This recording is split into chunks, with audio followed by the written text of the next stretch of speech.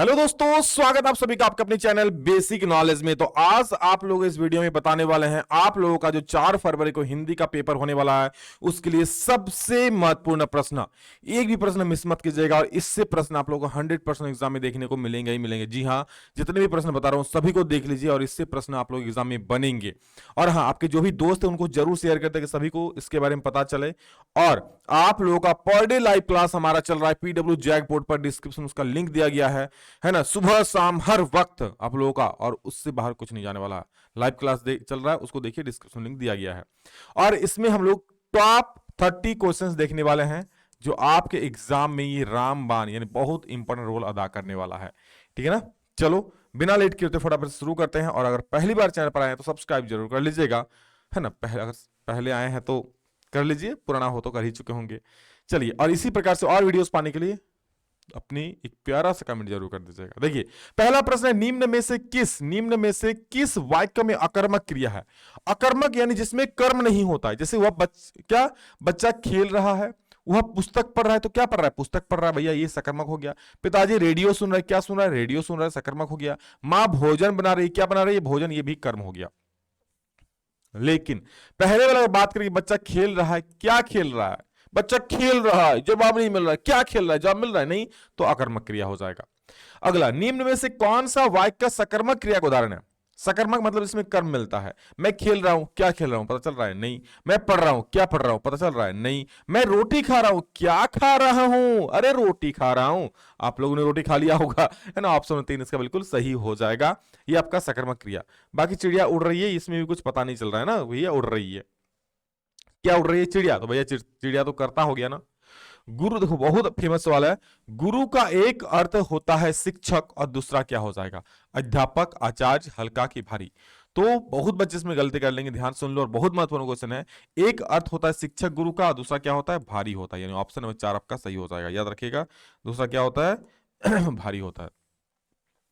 निम्न में से कौन सा श्वेत का अनेकार्थी शब्द नहीं है? श्वेत का कौन सा अनेकार्थी शब्द नहीं है? श्वेत मतलब क्या होता है? सादा, सफेद, उजला, यही तो सफेद श्वेत होता है ना। श्वेत मतलब होता है सफेद भी हो जाएगा, सफेदी भी हो जाएगा, उजला भी हो जाएगा। और श्याम नहीं है। क्या है? श्याम का अर्थ होता है काला, हो ना। मेरे तो श्याम मुरली मनोहर वाले। तो श्याम क्या थे? कृष्ण भगवान कैसे थे? काले थे देखने में, है ना, सांवले थे। तो श्याम मतलब क्या होता है बेटा? मतलब वो सफेद नहीं होता है ना। तो श्वेत करने का अर्थ क्या नहीं है? श्याम नहीं है, इसलिए यह सही है ना। आगे देखो, आजीवन कौन सा समास? तो भैया इसमें अव्यय जोड़ा, देखो आजीवन, आजीवन। तो जब भी इस प्रकार से अव्यय पहला होगा उसको बोलेंगे अव्यय भाव समास। क्या हो जाएगा? अव्यय भाव समास हो जाएगा। अगला देखो, रचना के आधार पर वाक्य के कितने भेद होते हैं? जी हाँ, रचना के आधार पर वाक्य के कितने भेद होते हैं, याद रखिएगा। रचना के आधार पर वाक्य के 3 भेद होते हैं। एक हो गया सरल वाक्य, जैसे मैं खेल रहा हूं, वह पढ़ रहा है, तुम गा रहे हो, मैं हंस रहा हूं, विकास सर पढ़ा रहे हैं, जो भी है। संयुक्त वाक्य, है ना, मैं वहां गया और वापस आया। तुमने खेला और हार गया, यानी जहां पर और जुड़ेगा, तथा जुड़ेगा, इस प्रकार के योजक शब्द जुड़ जाते हैं, वहां पर संयुक्त वाक्य हो जाएगा। और एक मिश्र वाक्य, उसने कहा कि वह अच्छा है, यह मिश्र वाक्य हो गया। यानी दूसरा वाक्य पहला वाक्य पर दूसरा वाक्य क्या? आश्रित है। तो रचना के आधार पर बेटा 3 वाक्य होता है, सरल वाक्य, मिश्र वाक्य और संयुक्त वाक्य। मेरी इच्छा है कि मैं डॉक्टर बनूं, यह कौन वाक्य? मेरी इच्छा है कि मैं डॉक्टर बनूं। ये डॉक्टर बनूं क्या है? मेरी इच्छा है, यानी ये इस पर डिपेंड है। तो क्या हो जाएगी? मिश्र वाक्य हो जाएगा। क्या डाल? मिश्र वाक्य हो जाएगा, है ना। अगला देखो, पिताजी के द्वारा अखबार पढ़ा गया, यह कौन सा वाच्य है? वाच्य पूछा। वाच्य 3 प्रकार होता है, आपको पता ही है। एक होता है कर्म कर्तृवाच्य, एक होता है कर्मवाच्य, एक होता है भाववाच्य। तो जब किसी के द्वारा कोई चीज की जाती है मेरे बेटे, तो याद रखिए प्यारे बच्चे, क्या हो जाएगा? कर्मवाच्य हो जाएगा। क्या हो जाएगा? कर्मवाच्य।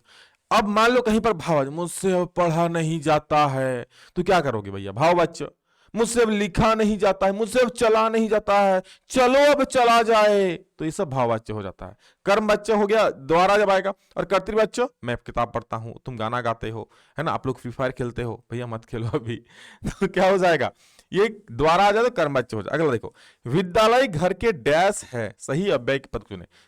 घर के क्या है? निकट है, दूर, दूरी, सटा, तो घर के निकट है हो जाएगा, है ना। आगे, वाच्य कितने प्रकार के होते हैं बेटा? तो वाच्य में 3, इसमें भी 3 प्रकार के होते हैं। क्या क्या होता है आपको पता है? एक होता है कर्तृवाच्य, एक होता है कर्मवाच्य, एक होता है कर्मवाच्य और एक होता है भाववाच्य। क्या होता है बेटा? और एक होता है भावज्य, ये सब होता है।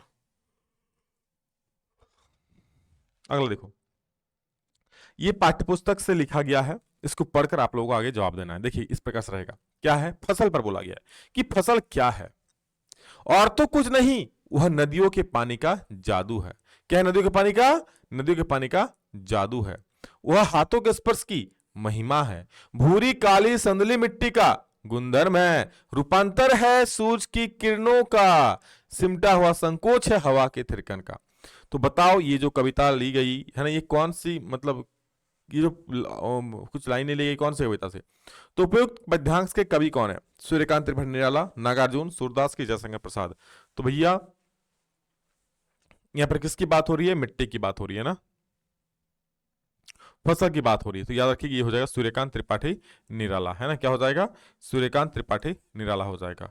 अगला प्रश्न देखो, फसल किसका जादू है, बोलो फसल किसका जादू है, नदी के पानी का, नदियों के पानी का जादू है, सूरज की किरणों का रूपांतर है, ये भी याद रख लो, ये रूपांतर है, हाँ रूपांतर है, हवाओं के थिरकन का सिमटा हुआ संकोच है ना।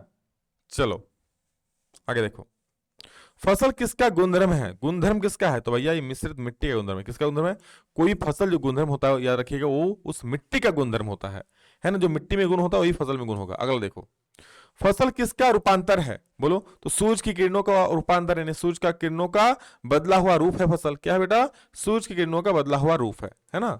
आगे देखो, सूरदास की काव्य भाषा क्या है, अवधी है, ब्रज भाषा है, खड़ी हिंदी है कि पूर्वी हिंदी है।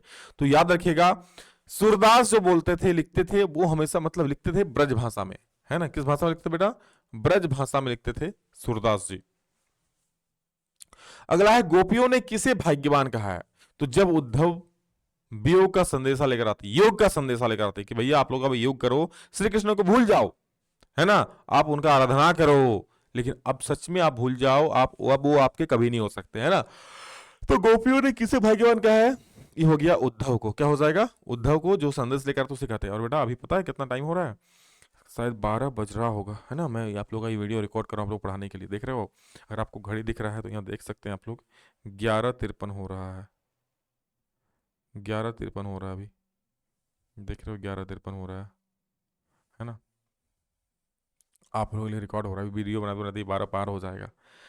लेकिन पढ़ो, और हर चैनल को सब्सक्राइब नहीं तो कर लेना, और सभी दोस्तों को शेयर जरूर कर दो। देखो समझ गए, गोपियों ने किसे भाग्यवान कहा बेटा, उद्धव को कहा है ना। आगे देखो, अच्छा उद्धव को भाग्यवान क्यों कहा है, क्योंकि वो श्री कृष्ण के समीप रह रहे हैं, है ना, भगवान श्री कृष्ण के समीप, जिसे सब लोग मिलने के लिए। उत्साह कविता में कवि ने किसे गरजने को कहा है, तो बादल को, बादल को क्या कहा है कि बादल तुम गरजो, इतना गरजो आज बहुत गरजो। आगे देखो, विकल विकल विकल विकल उन्मत उन्मन थे उन्मन, विकल विकल उन्मन थे उन्मन, पंक्ति किस कविता की, उत्साह की है, पद की है, फसल है, या फिर अट नहीं रही, बताओ। विकल विकल उन्मन थे ये किसका है, तो ये अट नहीं रही की है, किसका है, अट नहीं रही है ना।